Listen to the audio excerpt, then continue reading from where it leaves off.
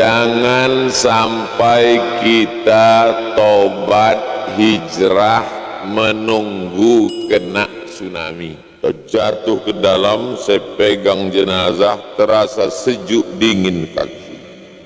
Itulah awal saya tobat. Bagaimana orang menemukan titik balik dalam hidup. Karena kalau banyak orang yang dari rumah ingin berniat buat dosa, tapi justru buat amal soleh di tengah jalan. Berapa banyak orang yang dari rumah ingin niat buat baik, sampai di kantornya dia buat korupsi, dia bukan makan haram. Sebetulnya aliran ustadznya apa? Kenapa kau bertanya begitu? Kemarin di Nahdlatul Ulama kami tengok ustadz sekretaris LBMNU.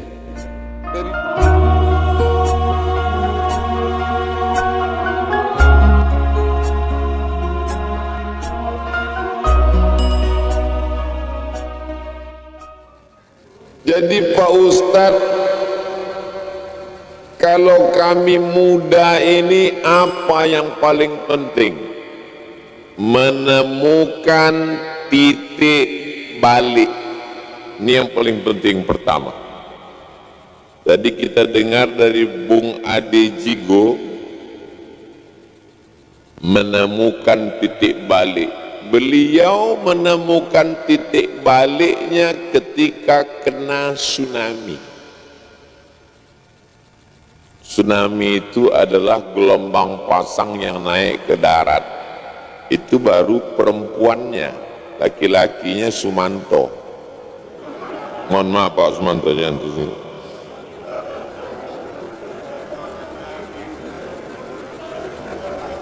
Jangan sampai kita tobat hijrah menunggu kena tsunami.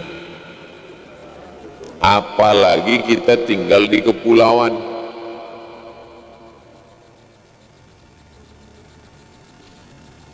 Rasa-rasa nampak ombak itu naik ke Batam. Kalaulah bukan karena rahmat dan kasih sayang Allah Subhanahu wa ta'ala, apa kata Bang Ade Jigo tadi, ikan itu kan hidupnya di air. Tsunami terombang-ambing, ikan itu melompat dari laut naik ke darat mati. Menurut hukum akal, Bang Jigo ini sudah lama mati, tapi dia masih hidup. Kenapa? Dia masih dituntut, disuruh Allah bercerita pengalaman beliau, supaya yang selama ini bingung, saya ini sebetulnya udah lama mau hijrah, mau tobat, tapi belum menemukan titik balik. Malam nih mendengar cerita ini. Kalau tak juga, nanti kita ajak dia naik sampan, kita campakkan ke tengah laut.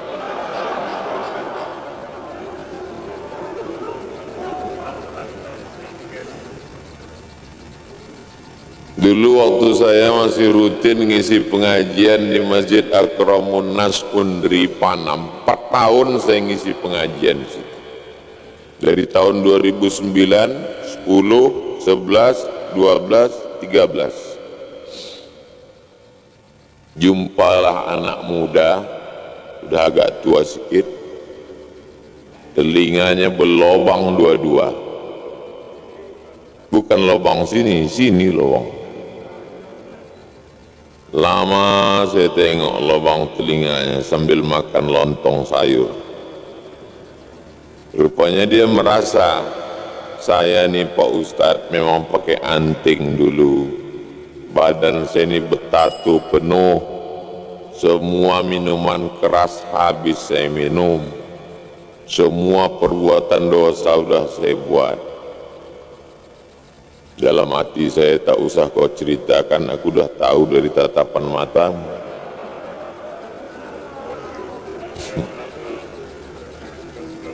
Jadi gimana ceritanya kau tobat?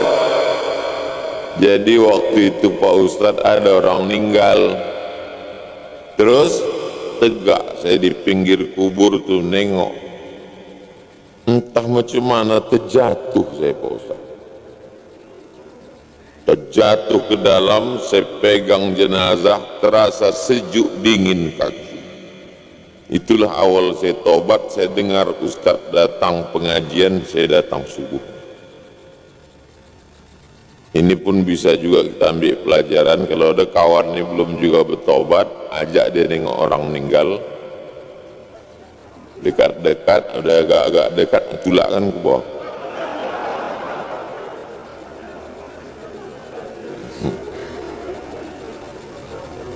Ustadz Somad, kalau mengajari kasar tak usah kau ajar kami kasar. Kami ini kasar Ustadz. Kami datang mau dengar ceramah Ustadz ini mau kelembutan. Salah undang kalian. Aku ini bukan jenis Ustadz yang lembut. Kalau nyari Ustadz lembut, carilah Ustadz bencong. Ini memang udah setelannya begini dari dulu. Dulu saya pikir waktu pertama pulang menggelegar, ceramahlah saya di Islamic Center Bangkinang, diundang Dr. Mawardi Muhammad Saleh, ceramah saya 12 tahun yang lalu, tahun 2008, 14 tahun yang lalu. Begitu selesai datanglah tokoh masyarakat Kampar, Ustadz Somad. Ya Pak, ceramah Ustadz tadi mantap, suko kami mendongaunya.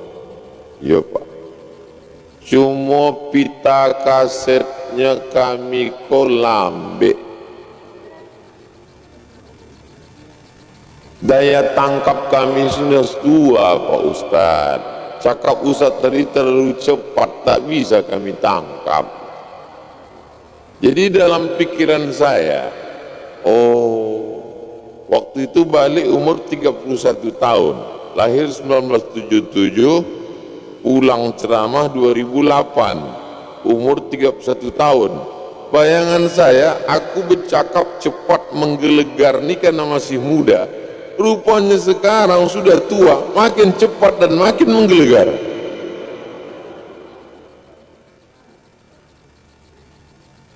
Jadi kalau ada orang mengatakan saya ini nanti berubah sudah tua, tak akan. Perubahan terjadi ketika menemukan titik balik. Bagaimana titik balik kamu? Saya ini Pak Ustadz pecandu narkoba. Jadi mak saya pergi ke Makkah, diambilnya air zam-zam 1 dirigen, tawaf dia 7 putaran. Orang lain doanya subhanallah walhamdulillah wa la ilaha illallah Allahu akbar subhanallah. Mak saya doanya lain. Berhenti anakku narkoba, berhenti anakku narkoba, berhenti anakku narkoba, berhenti anakku narkoba, berhenti anakku narkoba. Habis 7 putaran balik dia datang dia ke rumah, dibilangnya, kau sudah kudoakan 7 putaran, ini airnya, kau minum, kau mandikan. Kalau tak juga mati aja lah kau. Berhenti. Jadi saya menyampaikan ayat, menyampaikan hadis, dan menyampaikan true story, kisah-kisah nyata bagaimana orang menemukan titik balik dalam hidup. Karena kalau kita tidak menemukan titik balik, kita akan terus berputar. Rumah, tempat kerja, kongko-kongko, mabuk-mabuk, nyanyi-nyanyi, sakau, dugem, duduk sambil gemetar. Besok ulang lagi, dapat duit, kongko-kongko, mabuk, nyanyi, happy metal, R&B, rock, dangdut, masuk lagi dosa, makan pil anjing gila, pakai lagi ganja, pakai lagi mix-max, pakai lagi narkoba, pakai lagi, sampai akhirnya kematian datang, dan mati dalam keadaan su'ul khatimah. Jangan menunggu titik balik hanya karena musibah. Jadi memang saya banyak berjumpa dengan anak-anak muda dari Sabang sampai Papua. Itu banyaknya saya ketemu anak muda, bukan karena saya di Batam saya bilang orang Batam. Memang yang pertama kali mengajak saya naik motor ke masjid Biker Subuhan Batam. Batam. Assalamualaikum Ustaz. Masih ingat saya itu 3 tahun yang lalu. Waalaikumsalam. Besok Ustaz subuh jangan naik mobil ke masjid ya. Ya, nanti kami jemput pakai motor ya. Dalam hati saya, sangka orang ini tak pandai saya naik motor. Oh, disuruhnya pula lah saya bonceng di belakang.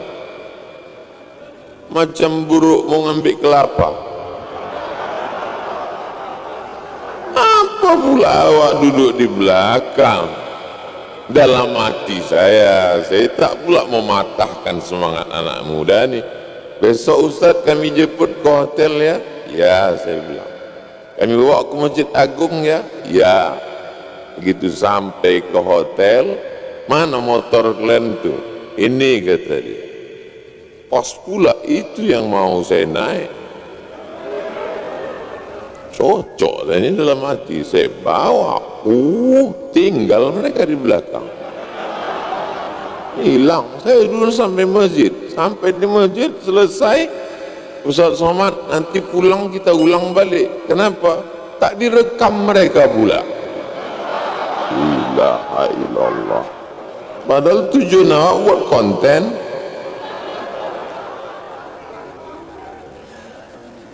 Berkesan saya dengan Batam ini. Setelah itu baru tepuk tangan. Nanti belum lagi.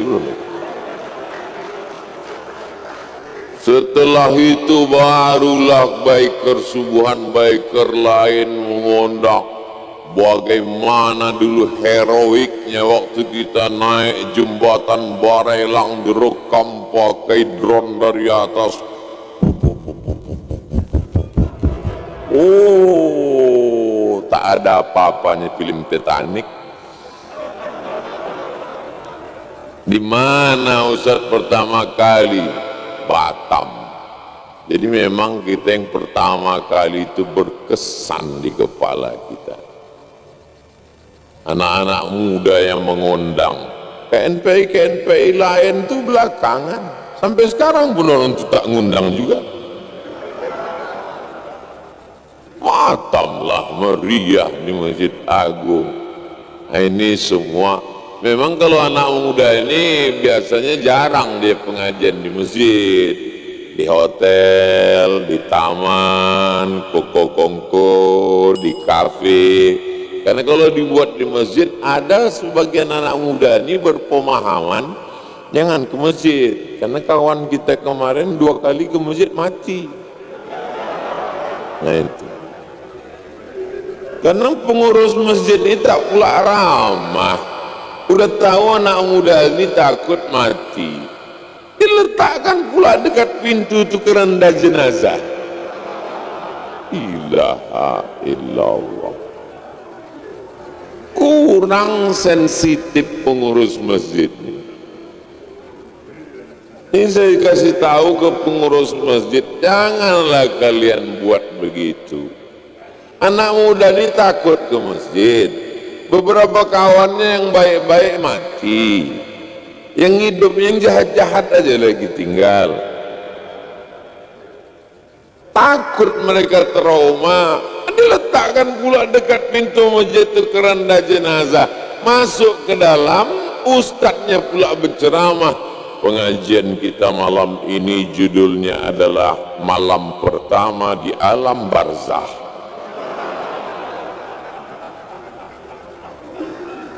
Jadi kadang saya salahkan anak muda ini. Saya tanya anak muda, kenapa kalian tak mau ke masjid? Kami sebetulnya mau ke masjid Ustaz, tapi itulah Ustaz ini horor semua, kata dia.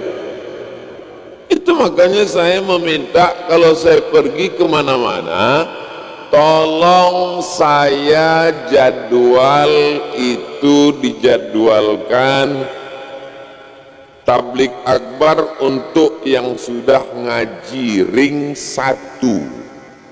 Itu di masjid biasanya subuh dibuat. Yang kedua itu adalah untuk ring 2 di kantor dinas. Ring 3 adalah di tanah lapang. Di tanah lapang itu semua ada yang memang tak ada niat mau dengar ceramah, tiba-tiba nengok orang ramai berhenti. Ada model gitu. Dulu kita buat di Batam ini, ditutup jalan dengan Habib Syekh Muria. Banyak juga orang yang datang mendengar, memang tak ada niat berangkat dari rumah mau nyopet.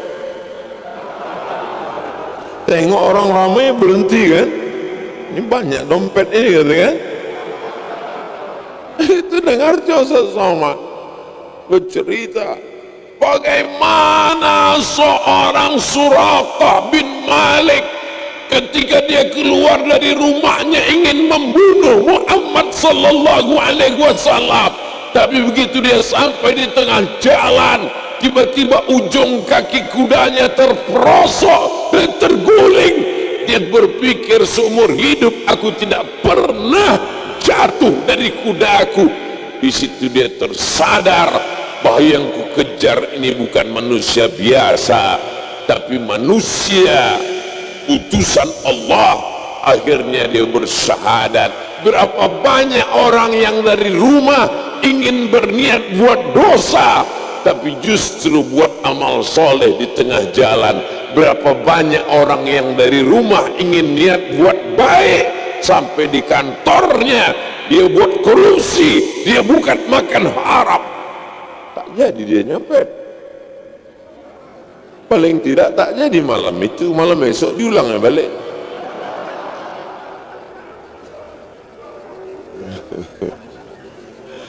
Jadi jamaah sekalian yang dimuliakan Allah SWT, yang pertama yang paling penting adalah menemukan titik.